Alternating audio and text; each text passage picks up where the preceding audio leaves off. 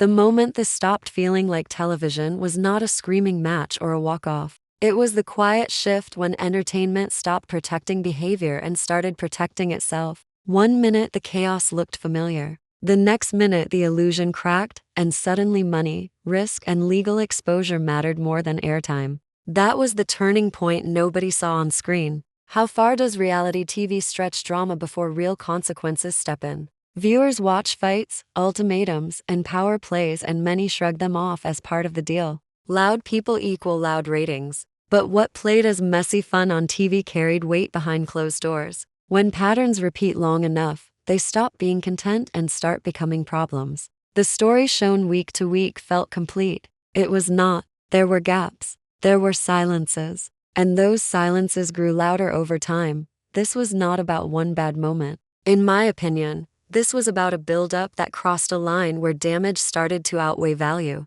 When crews feel tension, when schedules bend, when safety enters the conversation, the math changes fast. The camera hides plenty. Contracts do not. And right when the noise peaked, a different group walked in quietly. The ones who do not argue on camera and never raise their voices, because once lawyers enter the room, the show everyone thought they knew ends, for a long time. Their story played like classic franchise chaos. Loud fights, sharp words, power struggles dressed up as passion. Andrei came in hot, chest out, opinions louder than everyone else in the room. Elizabeth pushed back, then softened, then defended him again. Rinse and repeat. Family dinners turned into shouting matches. Simple plans turned into control battles. Viewers laughed, cringed, picked sides, and kept watching. Because drama like this felt familiar. You knew an explosion was coming, and you waited for it like a beat drop, and it worked. Ratings climbed.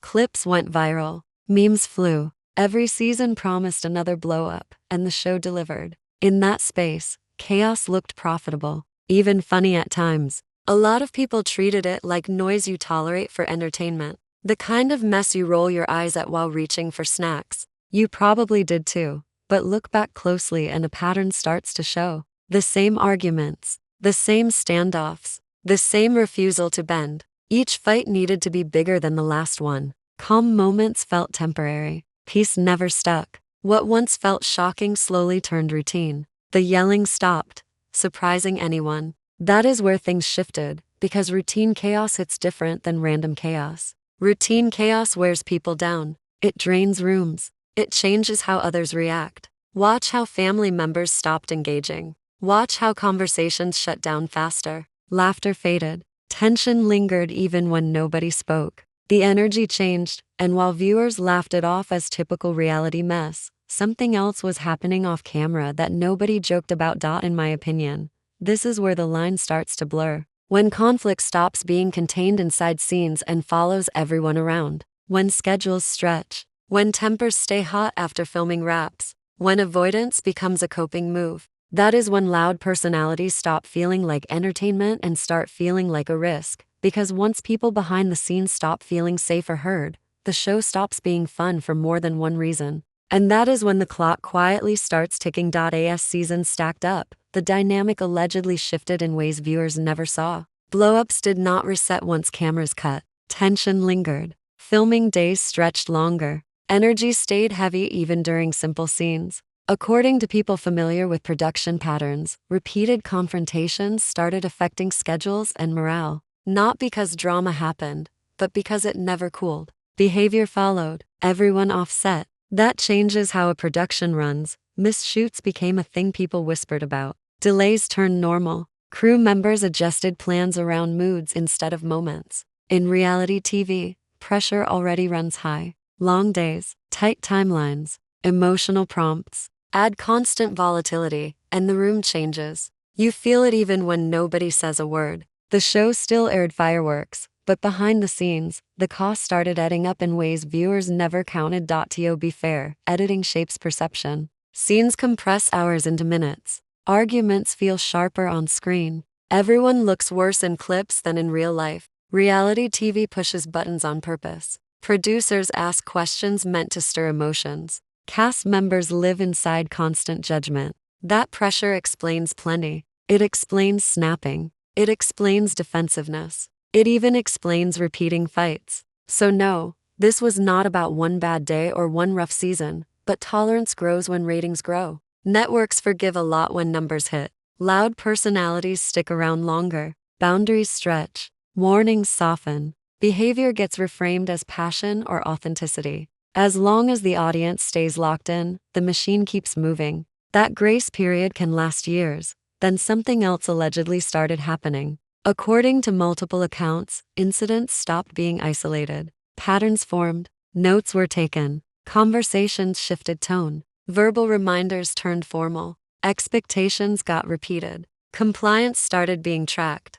This is where things stop feeling casual. This is where fun chaos turns into documented chaos. And once patterns start living on paper instead of in memory, everything changes fast. Allegedly, internal warnings grew more direct. Certain moments crossed lines production could not ignore. Not for moral reasons, but practical ones. Liability exists whether a show admits it or not. When risk repeats, insurance notices. When disruptions repeat, budgets feel it. When people feel uneasy, complaints surface. That paper trail does not disappear. At that point, the energy on set shifts again. Conversations shorten. Authority tightens. Flexibility fades. People start protecting themselves instead of the story. That protection does not look dramatic. It looks quiet. It looks procedural. It looks serious. And when seriousness enters a space built on chaos, someone else soon follows. The people who do not care about ratings. The people who read contracts line by line. The people who ask one question that changes everything. Is this still worth the risk? Once risk stacks up, networks stop thinking like storytellers and start thinking like operators. The tone changes. Calm replaces chaos. Everything slows down. The goal shifts from great television to fewer problems. This part never makes air because it is not dramatic. It is procedural. And it matters more than any argument. Insurance is not abstract. Every shutdown costs money. Every delay ripples through budgets. Crews get paid even when scenes do not roll. Locations cost whether footage exists or not. Security adds up. Legal review adds up faster. When behavior keeps forcing resets, the numbers grow louder than the drama. No network ignores math for long. Liability also works quietly. If someone reports feeling unsafe, it triggers steps. If a pattern repeats, it triggers documentation. If documentation grows, it triggers questions nobody wants to answer publicly. Could this have been prevented? Why did filming continue? Who signed off? Silence becomes protection because words create records. Records create exposure. This is why absence matters. Allegedly, when faces disappear without goodbye, it is not random. It is intentional. No farewell montage. No reunion couch. No official explanation. Silence controls damage. A statement invites follow-ups. Follow-ups invite scrutiny. Scrutiny invites liability. So nothing gets said. And when a network stops talking, it usually already made its decision. Viewers often read silence as confusion or delay. In reality TV, silence sends a message. It says the story is done. It says the risk is real. It says no one wants to reopen the file. This is not about shame. This is about exposure. Once questions start pointing backward, silence becomes the safest move. Think about how fast absence rewrites memory.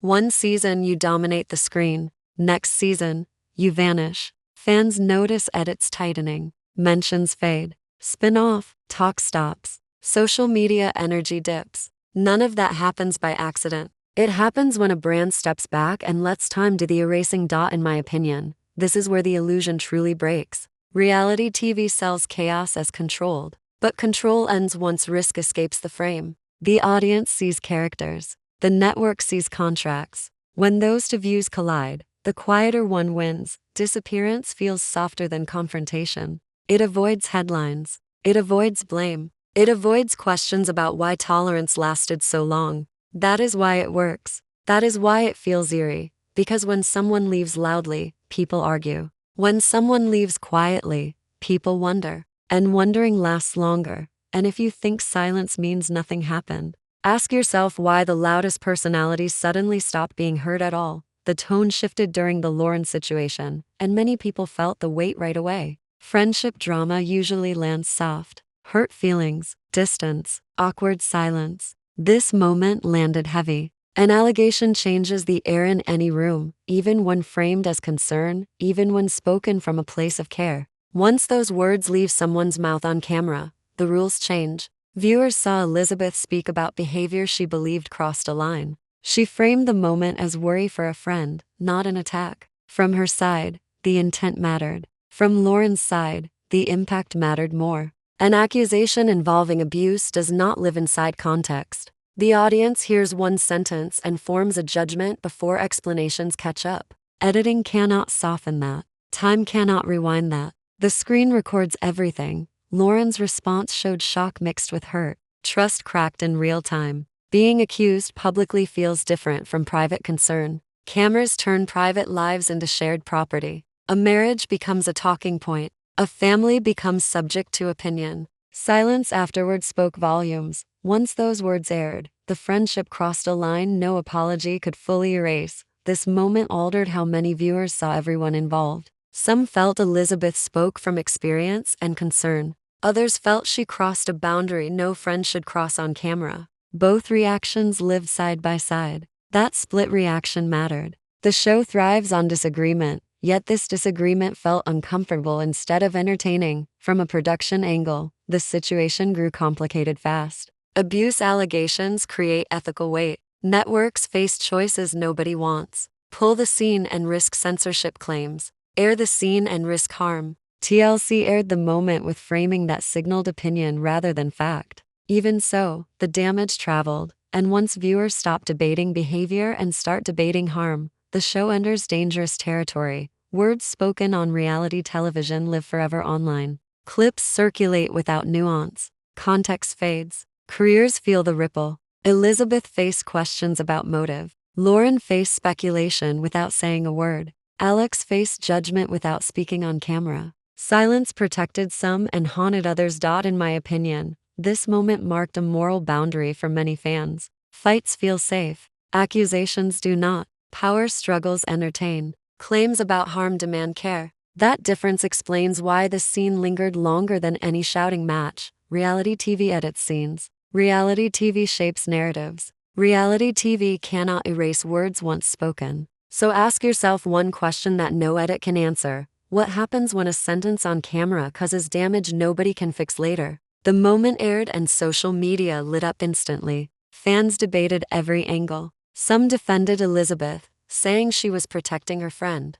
Others questioned her judgment. Comment threads filled with split opinions. Emojis, caps lock, and heated hashtags dominated feeds. Viewer fatigue started creeping in. People had watched years of the same fights. Patterns became obvious. Walk-offs, defensiveness, repeated tension, it all started to blur together. Repeated chaos is exhausting, even for spectators. What once felt entertaining began feeling draining. Arguments stop being funny when you notice the same cycle every season. Friends and family leaving, producers trying to keep things contained, cast members repeating the same confrontations. These patterns signal a credibility collapse. Fans stop rooting. They start calculating. How many chances are fair? How long do you tolerate repeated chaos before it becomes a liability for everyone, including viewers? Conflict on screen can be addictive to watch, but there is a tipping point. People engage when drama feels fresh and unpredictable. When it becomes predictable, it no longer sparks curiosity. Instead, it triggers stress. You watch for excitement, but leave feeling drained. The excitement that once fueled the ratings begins to erode goodwill, and that erosion is invisible until it is undeniable. And the irony is, patterns that feel like personality flaws are often behavior patterns. No one stops. The network notices it too. When crew complaints rise, schedules get disrupted, and on-set energy turns tense. Patience has limits. Ratings may still be good, but goodwill has a different weight. Repeat offenders stop being assets and start being liabilities. The same moments that drew viewers in can become the reason a production takes notice behind closed doors. Networks begin tracking incidents, documenting breaches, and assessing long-term risk. Every skipped shoot, every walk-off, every defensive argument adds to the cumulative tension. Fans sense the shift too. Once trust erodes, it doesn't return easily. Cast credibility becomes fragile. Every statement is questioned. Every action is measured against a growing history of chaos. The same people who once drove engagement become symbols of instability. This is where the lines between entertainment, responsibility, and risk begin to blur. And when patterns repeat long enough, even the loudest personalities cannot rely on audience loyalty or network patience to save them. So the question hangs: how long can a show tolerate chaos before the very system that amplified it starts protecting itself instead of the stars? The network's decision was allegedly cold, clear, and calculated. This was not about outrage or emotion. This was about numbers. Every missed shoot, every disrupted location, every crew complaint adds up. Emergency security, insurance hikes, legal consultations, lost advertising confidence, all these costs hit hard. Allegedly, when the math outweighed ratings, the network had to act. Profit stops excusing risk. A lawsuit approaching $1 million is not symbolic. It reflects cumulative losses over time. Production days canceled mean paying staff for work that doesn't happen. Security for volatile situations costs extra. Insurance premiums rise when a cast member repeatedly escalates conflicts. Legal review and contract management is expensive. Every action ignored before suddenly becomes a ledger entry, a line item that cannot be written off. Networks have to balance excitement with exposure. In this scenario, exposure 1, when the ledger flips, even star power cannot shield behavior. The ripple effect reaches beyond a single couple. Other cast members watch. Producers adjust. Future filming strategies tighten. Behavior clauses become stricter. Legal teams are involved. Sooner, one couple's repeated escalation can shift the operating rules for an entire franchise. Allegedly, this is why subsequent seasons are shaped differently. A warning becomes precedent. The network cannot allow patterns to repeat without consequence. At the franchise level, the stakes are bigger than ratings. Fans see drama. Networks see liability. The same tension that drew viewers can now threaten contracts, partnerships, and revenue streams. What was once entertainment now sits on a balance sheet. Every franchise has its tipping point. This situation allegedly crossed it. The lesson is brutal and clear. The network cannot continue absorbing risk indefinitely, no matter how engaging the conflict appears on screen, and when the risk outweighs reward. Decisions are irreversible. Andrei and Elizabeth's case allegedly became that cautionary example. Their arc shows how repeated behavioral escalation, tolerated in the name of ratings, eventually translates into a real-world reckoning. Cast members, once considered essential for drama, suddenly become liabilities. What made headlines for viewers becomes a manual in network risk management behind the scenes. Their story stops being entertainment and starts being a blueprint for what not to do. The broader message hits hard. Networks will push boundaries for ratings, but there is a line that cannot be crossed. When emotional chaos starts impacting safety, schedules, and legal exposure, the fun stops. Allegedly, this was the moment the franchise drew that line in the sand, and the question lingers: